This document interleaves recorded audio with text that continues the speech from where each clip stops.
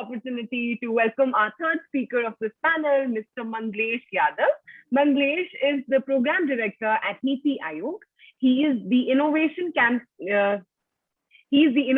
champion at Atal Innovation Mission, and he has been the flag bearer of engaging youth social entrepreneurs at Atal Innovation Mission. Manglesh is also a renowned policy strategist and a business coach. We're glad to have you amongst us, Manglesh, and over to you. Thank you. Thank you so much, Prakriti. And good afternoon or good evening to all of you joined in. We have a presence of almost 190 people watching for almost 2 hours and listening to us. Thankful for that.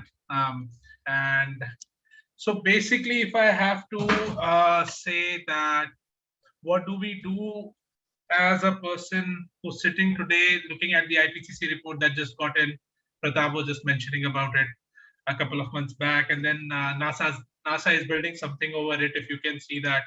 And when you see the entire picture, and it'll take another few months for NASA to actually drill down through the IPCC data sets and then come out with the exact picture and telling us what would happen by 2040, what would happen by 2050. They're also accelerating some of these data sets to just give us a realistic picture. And a lot of things would change in the next 20, 30 years, right? And today, when we are sitting here and thinking of our green solutions, are we really late? Is one of the questions that comes to our mind, right? And that's something that every one of us has been thinking on or has been listening for the last 6-7 years. But have we changed as a community? Have we done something positive over the years? And yes, there are some positive steps that every one of us have taken. We heard our eco-entrepreneurs in the first panel. They are the beginners, and that's something blooming. So startups are taking their own steps.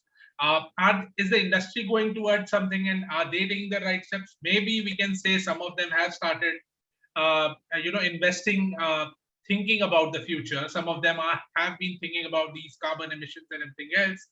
You're seeing EVs coming out, and a lot of infrastructure around EVs are being talked about. So that's something that's coming out. You have green hydrogen, a lot of talk on fuel cells, green hydrogen coming about. So that's one of these sectors which is a guzzler, right? And there's a lot of carbon emissions from this. So that's one of the sectors that we're looking at. So when we are looking at all these things, and when you see me here and sitting here and talking to you, you would be thinking, why is someone from government talking, and what am I going to do over here, right? So the idea is that almost 5 years back, when we launched the Startup India innovation, the Startup India movement in the country, there was a play for someone to come and build an entire culture of innovation in this country. How do you build a culture? There was a need for someone who could sit at a planning commission and think that what could be the different ways in which we could move the country in the right direction towards innovation deployment, and innovation procurement, right? Because that's a very, very huge step if it's taken in the right way. So what we started off with was, yes, we started with innovation. We thought about inclusiveness. We came in with innovation and inclusion. And now we talk about indigenous inclusion innovation, right? That's the focus of what we are doing at Atal Innovation Mission. We have various programs about it. You could read on the web about various programs. I'll just quickly touch upon in the next 30 seconds about the different life cycle approach that we have taken. And the life cycle approach being, there's a kid who goes to the school.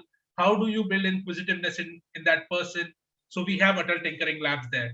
And these Atal Tinkering Labs are small maker spaces within the school infrastructure to help them find a little more detail on what's IoT, what's blockchain, what's next gen technologies. So someone who's in school is learning about the next gen technologies. Is that is that something a step in the right direction? I think so, because yes, a lot of us are now educated about SDGs and the goals of SDGs.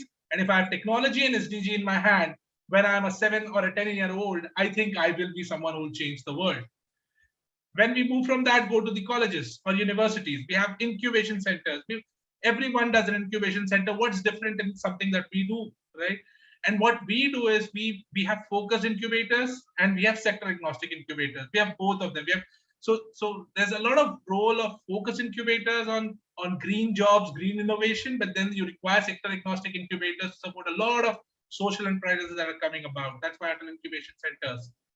We need a lot of support in the in the tier 2, tier 3 part of the innovation ecosystem.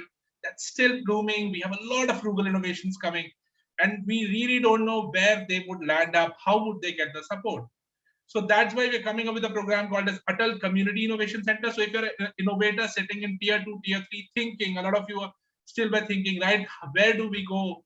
What do we do? Where is my next step, and how do I really begin?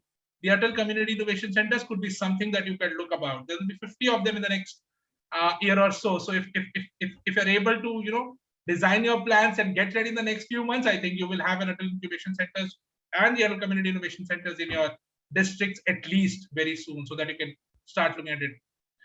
We do a lot of challenges and hackathons because that's the need. Because a lot of startup founders, like we just saw, you have to pivot your model, you have to change your model, because there are two value of deaths before you really meet the commercialization phase and meet your customer.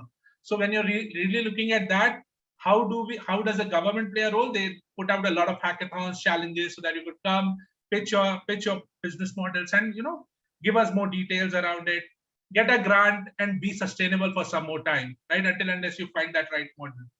So that's how we're trying to build the entire ecosystem. And while we're doing that, something that we did last year, and that is something that the honorable Prime Ministers of India and Australia came together and said that we need to work together on circular economy.